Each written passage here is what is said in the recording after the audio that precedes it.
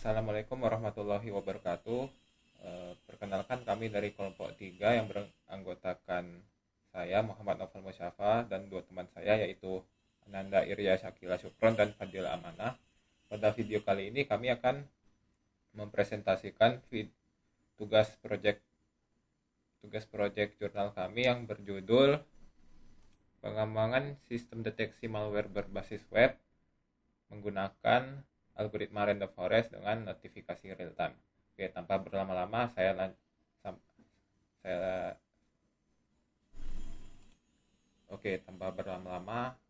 untuk materi pertama akan disampaikan oleh teman saya Fadil Amanah. Yaitu latar belakang dan identifikasi masalah. Ancaman malware yang terus meningkat. Malware seperti virus, ransomware, dan spyware merupakan ancaman cyber yang terus berevolusi dan semakin canggih. Serangan ini dapat menyebabkan kerugian finansial dan signifikan, pencurian data sensitif, dan kerusakan infrastruktur digital. Keterbatasan deteksi tradisional. Metode deteksi malware konvensional yang berbasis signature atau tanda tangan digital seringkali tidak efektif melawan malware baru atau dimodifikasi atau zero day attacks karena mereka hanya bisa mengenali ancaman yang sudah diketahui sebelumnya. Kebutuhan analisis cepat dan otomatis. Banyak pengguna individu maupun organisasi kecil tidak hanya keahlian atau sumber daya untuk melakukan analisis file yang mendalam. Oleh karena itu dibutuhkan sebuah sistem yang otomatis, cepat dan akurat untuk menganalisis file mencurigakan sebelum dieksekusi. Potensi machine learning. Teknik machine learning menawarkan pendekatan analisis statis yang kuat untuk kemampuannya untuk mengenali pola-pola kompleks dan metadata file atau PE header, bahkan pada malware yang belum pernah dilihat sebelumnya tanpa perlu menjalankan file yang beresiko. Selanjutnya rumusan masalahnya yang pertama yaitu bagaimana merancang sebuah model machine learning menggunakan algoritma random forest yang mampu mengklasifikasikan file portable, executable sebagai bening atau malicious berdasarkan fitur-fitur pada PI header. Yang kedua, seberapa tinggi tingkat akurasi, persisi, recall, dan F1 score yang dapat dicapai oleh model yang diusulkan dalam mendeteksi malware. Dan yang ketiga, bagaimana mengimplementasikan model machine learning yang telah dilatih ke dalam sebuah aplikasi web berbasis Django agar dapat diakses dan digunakan oleh pengguna untuk melakukan deteksi malware secara praktis. Selanjutnya yaitu tujuan dan manfaat penelitian. Tujuannya yaitu membangun dan melatih model klasifikasi machine learning dengan performa tinggi untuk deteksi malware berdasarkan analisis statis fitur PE header, dan selanjutnya mengevaluasi performa model secara komprehensif menggunakan metrik confusion metric, akurasi, persisi, recall, dan F1 score untuk memastikan kendalanya. Dan selanjutnya mengembangkan sebuah prototip aplikasi web fungsional yang mengintegrasikan model tersebut, menyediakan antarmuka yang ramah pengguna untuk mengunggah dan menganalisis file.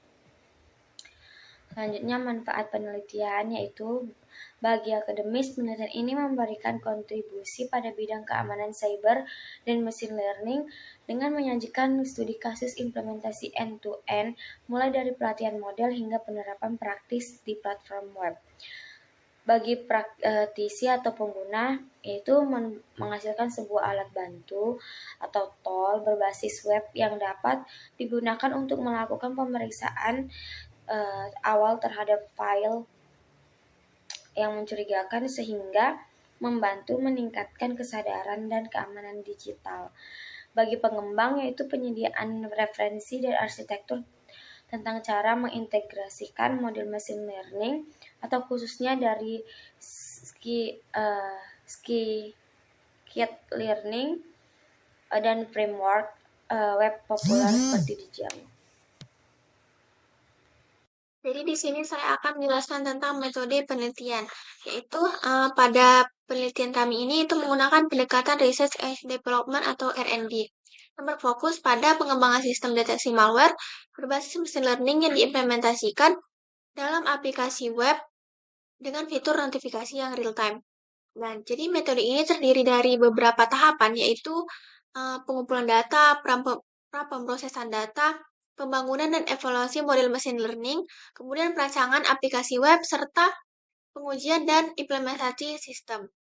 Nah, jadi yang pertama itu ada tahapan pengumpulan data, di mana dataset yang kami gunakan itu sekitar 34.000 file portable executable atau PE dari Kaggle. Nah, jadi data ini itu dari sistem operasi Windows. Kemudian setiap sampel itu telah diklasifikasikan ke dalam dua kategori, yaitu yang pertama bening atau aman dan malicious atau berbahaya. Nah, jadi dataset tersebut mengandung sekitar 55 fitur yang diekstraksi menggunakan tools diekstrak yang mencakup atribut dari DOS header, optimal header, serta daftar impor atau dynamic link library atau DLL, dan fungsi yang digunakan file tersebut. Nah, jadi pemilihan dataset berbasis metadata PE ini dilakukan karena analisis statis terhadap struktur PE itu memungkinkan proses deteksi dilakukan secara cepat, aman, dan efisien, tanpa perlu mengeksekusi file, sehingga menghindari resiko infeksi sistem. Kemudian yang kedua, yaitu pra-pemrosesan data. Nah, jadi tahap pra-pemrosesan data ini dilakukan untuk memastikan kualitas data sebelum digunakan dalam pelatihan model. Adapun langkah-langkah yang dilakukan yaitu meliputi yang pertama pembersihan data dan imputasi nilai kosong. Nah, jadi pembersihan data ini itu menghapus kolom yang tidak relevan seperti file name dan menangani nilai yang hilang atau missing value menggunakan metode imputasi. Kemudian shuffling dataset agar distribusi merata. Nah, jadi shuffling dataset ini itu mengacak seluruh baris data untuk memastikan distribusi kelas benign dan malicious merata dan tidak menimbulkan bias. Kemudian yang ketiga itu encoding label. Nah, jadi encoding label ini itu kita membuat label target yang bersifat kategorikal diubah menjadi representasi numerik. Jadi 0 itu untuk benign atau aman dan 1 untuk malicious atau berbahaya agar dapat diproses oleh algoritma machine learning. Kemudian yang terakhir, rekayasa fitur. Nah, jadi fitur-fitur berbentuk teks seperti nama, fungsi impor, dan section means itu digabungkan menjadi satu kolom gabungan. Kemudian diubah menjadi representasi numerik menggunakan teknik NLP atau Natural Language Processing agar dapat diolah lebih optimal oleh model. Kemudian yang ketiga yaitu pembangunan model machine learning. Nah, jadi model deteksi malware ini dibangun menggunakan algoritma random forest yang dipilih karena kemampuannya mengatasi overfitting, menangani data berukuran besar, dan menghasilkan klasifikasi yang stabil.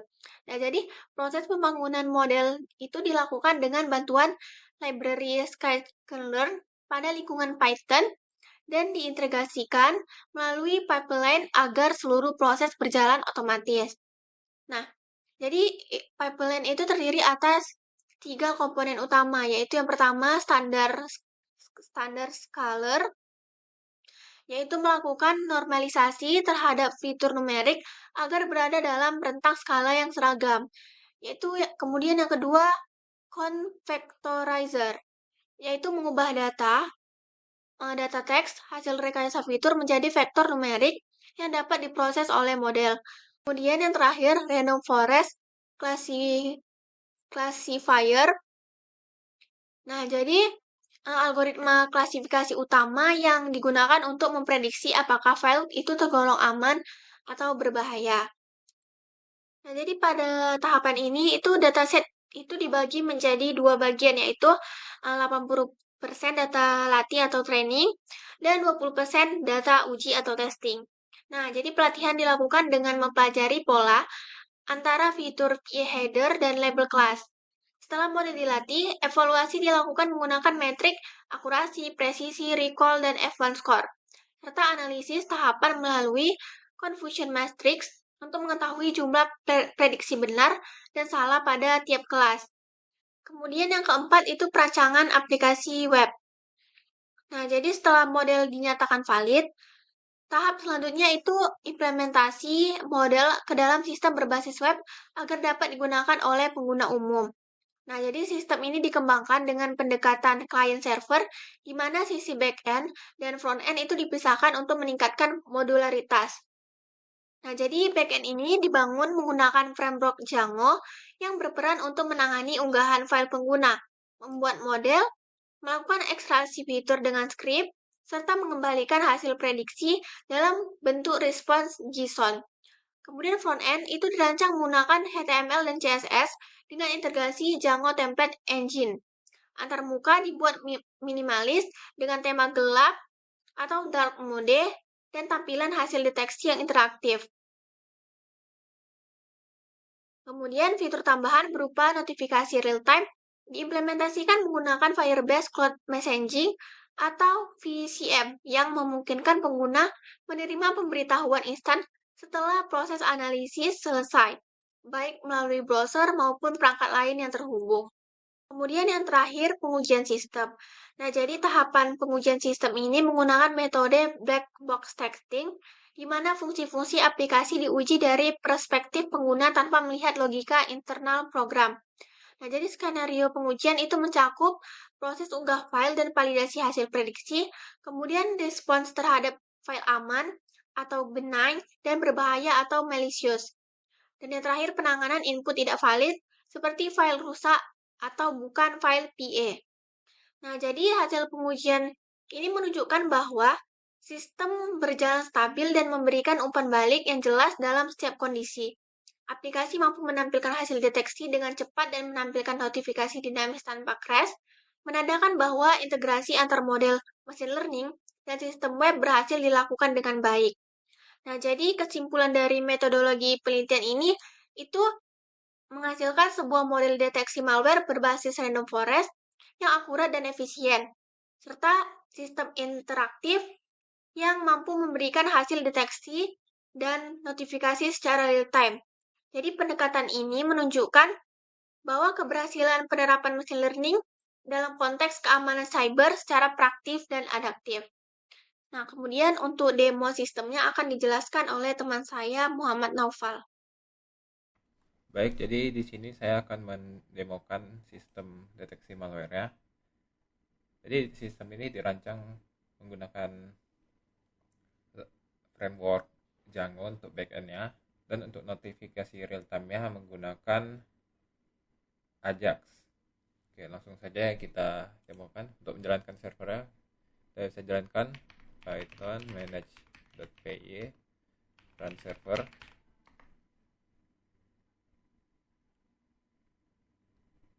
Nah, maka akan muncul linknya. Untuk sekarang ini masih berjalan di localhost ya. Kita masuk saja.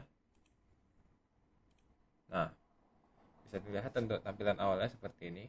Kita coba aja langsung untuk masukkan filenya. Pada pengetesan kali ini saya akan menggunakan dua jenis file ya. Yang pertama ada file aman dan file malware. Untuk file malware itu saya didapat dari ini ya, repository The Zoo. Ini tuh berisi malware yang disimpan. Kita masukkan saja pertama kita cek tes dulu untuk data aman.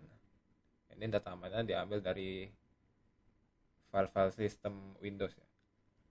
Oke, kita masukkan misalnya yang ini. Oke.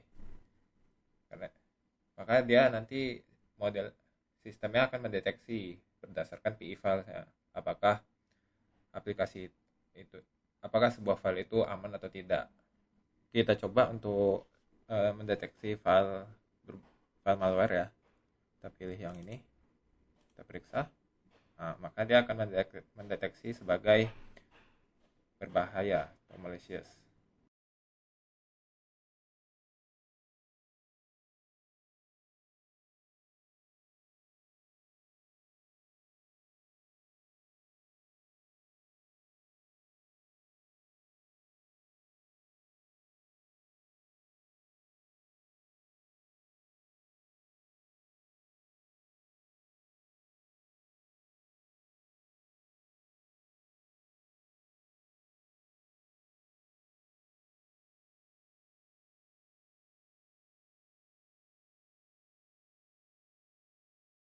Mungkin sekian saja video demo sistem proyek kami. Lebih dan kurang saya mohon maaf.